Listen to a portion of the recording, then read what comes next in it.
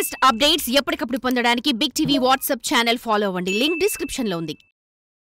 అదే అంటున్నా, అంటే చాలామంది ఆయన రాముడిగా, కృష్ణుడిగా, ఒక మహానటుడిగా చాలామంది తెలుసు. ఆయన జీవిత చరిత్ర అంతా తెలిసిందని చాలామంది అనుకుంటూ ఉంటారు. కానీ ఆయన చివరి దశలో అంటే భారీగా మీరే దగ్గర ఉన్నారు. ఒక్కసారి గుర్తు చేసుకుంటే ఏమనిపిస్తుందమ్మా? అత్యంత విషాదం బాబు. అది నిజం చెప్పాలంటే అది ఎప్పుడు తలుచుకున్న నా గుండె పగిలిపోతూనే ఉంటుంది. నేను ఎటువంటి పరిస్థితుల్లో ఆయన జీవితంలో ఒక అడుగు పెట్టాను. మీ అందరు మీరు చిన్నపిల్లలు, కానీ మీ పెద్దవాళ్ళందరికీ తెలుసు. ఆయన పెరాలసిస్ స్ట్రోక్ వచ్చి లేవలేని పరిస్థితుల్లో నన్ను పెళ్లి చేసుకున్నారు. మరీ 10 లక్షల మంది జనం ముందు అనౌన్స్ చేసి మళ్ళీ నన్ను పెళ్లి చేసుకున్నారు ఆయన. అట్లా చేసుకున్న తర్వాత ఒక 6 నెలలు నేను మర్చిపోయి సేవ చేశాను ఆయనకి. పూర్తిగా తిరిగి ఆయన కోలుకొని ఎలక్షన్లో తిరిగేంత వరకు కూడా దాని వెనక ఎంత కృషి చేశానో, ఎంత సర్వీస్ చేస్తే మళ్ళీ ఆయన తిరిగి నిలబడగలిగారో ఇక్కడ అర్థం చేసుకోవాలి. నేను వచ్చేటప్పటికి ఆయనకు ఆస్తులు లేవు, పిల్లలకి ఇచ్చేశారు. ఎప్పుడో ఇచ్చారు. 82లోనే ఆయన పార్టీ పెట్టినప్పుడే తన ఆస్తులు మొత్తం కూడా పిల్లల పేరు రాసేశారు. అందువల్ల ఆయనకు ఆస్తులు లేవు. అలాగే అధికారం లేదు, ఓడిపోయి ఉన్నారు.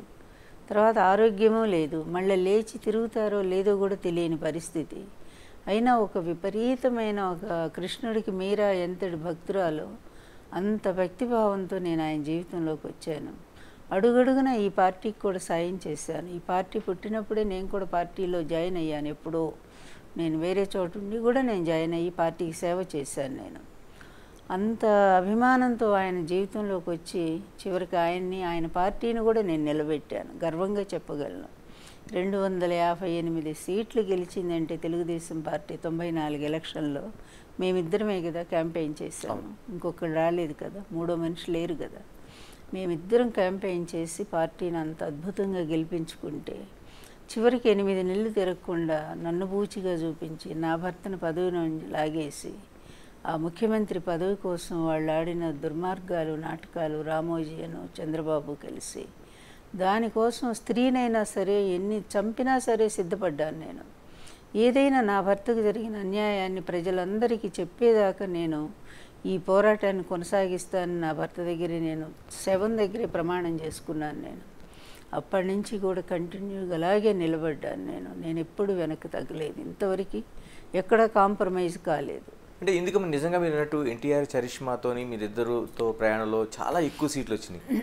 అంటే ఎన్టీఆర్ లక్ష్మీపార్వతి పార్టీగా ఎందుకు ఆ చరిష్మాని క్యారీ చేయలేకపోయారు? ఎందుకు ఆ రాజకీయ దీన్ని నిలబెట్టుకోలేకపోయారు? ఒక్కటి బాబు, అక్కడ అడుగడుగున మోసం. ఇప్పుడు ఎన్టీఆర్ అంతటి మహామనిషిని పడేటువంటి అంత తేలిక చెప్పండి. కానీ 8 నెలల్లో ఎట్లా లాక్కోగలిగాడు? అతను అంత తెలివి, అంత కుట్రదారు అతను. అదేవిధంగా ఆయన చనిపోయిన తర్వాత పార్టీ చీలిక వచ్చింది. సైకిల్ గుర్తు మాకు రావాలి, కానీ రానివ్వకుండా అతను లంచం ఇచ్చి ఆ సైకిల్ గుర్తును తెచ్చుకున్నాడు. అలాగే కోర్టును ఎలా మేనేజ్ చేశాడో అది చాలా పెద్ద స్టోరీ ఉంది చెప్పడానికి. నేను చెప్పడమే ఇప్పుడు అందరూ చెప్తూనే ఉన్నారు ఆ స్టోరీలన్నీ కూడా. ఇలా అడుగడుగున అందరినీ కూడా లంచాలు ఇచ్చో, లేకపోతే బబ్బెపెట్టో, లేకపోతే తప్పుదారి పట్టించో ఈ విధంగా ఎన్టీఆర్కి సంబంధించిన ఆస్తులుగా చేశాడు. పార్టీకి సంబంధించిన నిధులు తీసుకున్నాడు. చివరికి పార్టీ గుర్తు సైకిల్ గుర్తు లాగేశాడు.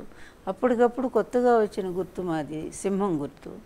ఇటువైపు నాకెవరిని ఉన్నారా? ఎమ్మెల్యేలు అందరూ అటే వైపు వెళ్ళిపోయారు కదా. చంద్రబాబు ఎన్టీఆర్ ఉన్నప్పుడే లాగేసుకున్నాడు కదా అతను మొత్తాన్ని. బుచ్చి చౌదరి లాంటి సీనియర్ లీడర్లు మీ వైపే ఉన్నారు కదా ఆ రోజు. ఎవరు? గోరెంట్ల బుచ్చి చౌదరి లాంటి వాళ్ళు. గోరెంట్ల బుచ్చి చౌదరి, మన ముద్దు కృష్ణనాయుడు, మొత్తము 22 మంది ఎమ్మెల్యేలు ఉన్నారు. అప్పటికి 21 మంది ఎమ్మెల్యేలు ఉన్నారు. ఉన్నా కూడా చాలామంది హార్ట్ఫుల్గా పనిచేయలేదు. అంటే వాళ్ళు తటస్థంగా ఉండిపోయారు. 3-4 అప్పయ్య దొర ఇలాంటి వాళ్ళు. అలాగే వాళ్ళు ఏముంది, వాళ్ళ నియోజకవర్గానికే పరిమితం. వాళ్ళ ప్రభావం రాష్ట్రం అంతా ఉండదు కదా. మాకున్న తక్కువ టైంలో సింహం గుర్తుతో మా దగ్గర డబ్బు లేదు, అవతల అధికారంలో ఉన్నాడు. అదేవిధంగా సింబలే మమ్మల్ని ఎక్కువ దెబ్బతీసింది.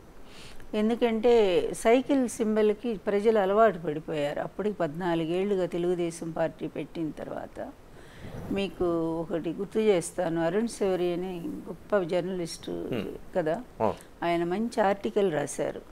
ఈ ఎలక్షన్లో 96 ఎలక్షన్లో పార్లమెంట్ ఎన్నికల్లో లక్ష్మీపార్వతి 30 పార్లమెంట్ సీట్లు గెలుచుకోబోతుంది అని ఓకే ఆయన రాశారు. అంటే అప్పటికి వేవ్ ఎంత ఉందో మీరు చూడండి ప్రజల్లో. సరే మేము నా కష్టం పగలు రాత్రి జనాలు విపరీతంగా వచ్చారు బాబు. ఇప్పుడు జగన్కి ఎట్లా వస్తున్నారో ఫస్ట్లో ఎన్టీఆర్ గారికి ఎలా వచ్చారో నా టైంలో కూడా 96లో చూడండి పగలు రాత్రి తేడా లేకుండా లక్షల జనం రోడ్ల పక్కన. నేను ఎంతవరకు అడ్రస్ చేయగలిగానో అన్ని ఓట్లు పడిపోయినాయి. ప్రతి నియోజకవర్గం 1,00,000 ఓట్లు వచ్చినాయి. నాకు కూడా దాదాపు 13% ఓట్లు అంటే చూడండి అప్పట్లోనే ఏమీ లేకుండా గుర్తులేదు ఏమి లేదు. తర్వాత పార్టీ ఎందుకు ఓడిపోయిందని చెప్పి సర్వే వచ్చింది ఢిల్లీ నుంచి.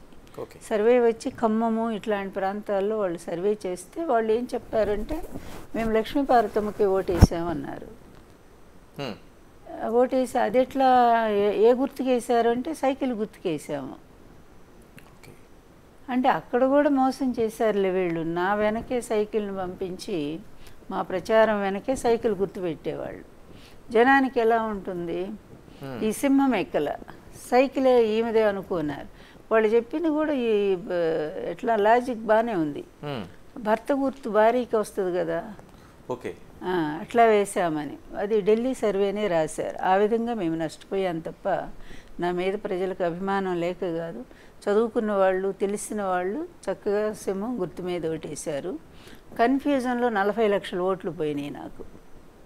అదే అసెంబ్లీ అయితే మాకు బాగుండేది. ఒకేసారి పార్లమెంట్ రావడంతో దెబ్బతిన్నాం. అమ్మ ఎందుకని చాలా వరకు అంటే ఆ రోజున ఎన్టీఆర్ వివాహం కావచ్చు లేకపోతే మీ ప్రవేశం కావచ్చు చాలామంది జీవితాల్లో అలాంటి పెళ్ళిళ్ళు కావచ్చు జరగడం అనేది అనివార్యంగా జరిగినాయి చాలా చోట్ల. ఎందుకు లక్ష్మీపార్వతిని ఎన్టీఆర్ కుటుంబం ఓన్ చేసుకోలేకపోయింది? ఒక రాజ్యాంగేతర శక్తిగా ఎందుకు మిమ్మల్ని వాళ్ళు చూపించాల్సిన అవసరం ఎందుకు వచ్చింది అసలు? వాళ్ళైతే ఎప్పుడు చూపెట్టలేదు నన్ను. చూపెట్టినంత చంద్రబాబు గారే రాజ్యాంగ. ఎందుకంటే ఆ కుటుంబం ఇప్పుడు రాజకీయాల్లో లేరు కదా, అప్పటికి లేరు కనుక చేసిందంత. ఇప్పుడు ఎవరికి ఇదంతా అవసరము? నన్ను ఎంతగా చెడుగా చూపిస్తే వాళ్ళకి అంత మేలు జరుగుతుంది కదా. అది ఎందుకోసం అనేది సెప్టెంబర్ 1 చంద్రబాబు ప్రమాణ స్వీకారంతో తెలిసిపోయింది ప్రజలందరికీ కూడా. అందువల్ల ఏంటంటే ఇప్పుడు ఆ కుటుంబం ఎందుకు ఓన్ చేసుకోలేదంటే మరి నాకు తెలియదు. ఎన్టీఆర్ గారు ఫస్ట్ వాళ్ళందరినీ కూర్చోబెట్టి చెప్పారు. 2 సార్లు మీటింగ్ పెట్టి నేను ఆమెను పెళ్లి చేసుకుంటున్నాను అన్నారు. తర్వాత మా పవర్ వచ్చిన తర్వాత కుటుంబం దాదాపు ఒకళ్ళిద్దరు తప్ప అందరూ కలిసిపోయాం. అందరూ వచ్చారు. మొదటి నుంచి బాలకృష్ణ మాతో బాగున్నాడు. లాస్ట్ అబ్బాయి జయశంకర్ మాతోనే ఉన్నాడు. ఇంకా పవర్ వచ్చిన తర్వాత పెద్ద కొడుకు మాతోనే ఉన్నాడు. తర్వాత 2, 3 అందరూ మాతోనే ఉన్నారు. కోడళ్ళు పిల్లలు అందరూ వాళ్ళ ఇళ్ళకి మేము పోవటం మా ఇళ్ళకి రావటం అంతా బాగానే. ఎప్పుడైతే ఇతను ఈ కుట్ర ప్రారంభించాడో కుటుంబాన్ని దూరం చేశాడు. ముఖ్యంగా అతని భార్య ఉంది కదా భువనేశ్వరి, అలాగే పురంధరేశ్వరి, వీళ్ళకి జలస్సు. నాకు అంత పేరు వచ్చింది. ఎన్టీఆర్ మా పవర్ వచ్చాక అక్కడ పడ్డ లక్ష్మీపార్వతి అనే పేరే వినిపిస్తూ ఉంది. ఆమె వల్లే ఇంత పవర్ వచ్చింది, అదృష్ట దేవత అంటూ పార్టీ కూడా పొగట్టడం మొదలుపెట్టారు. సరే సహజంగానే ఉండొచ్చు కుటుంబంలో, నేను దాన్ని కూడా తప్పు పట్టట్లేదు. కానీ ఒక ఈర్ష్య ద్వేషాలు పతాక స్థాయికి చేరినప్పుడు పర్యవసానం ఎలా ఉంటుందంటే ఒక దేవుడు లాంటి తండ్రిని కోల్పోయారనే జ్ఞానం వాళ్ళకి ఇప్పటికి కూడా కలక్కపోవటం అనేది దురదృష్టం. For more videos like this, subscribe Big TV channel.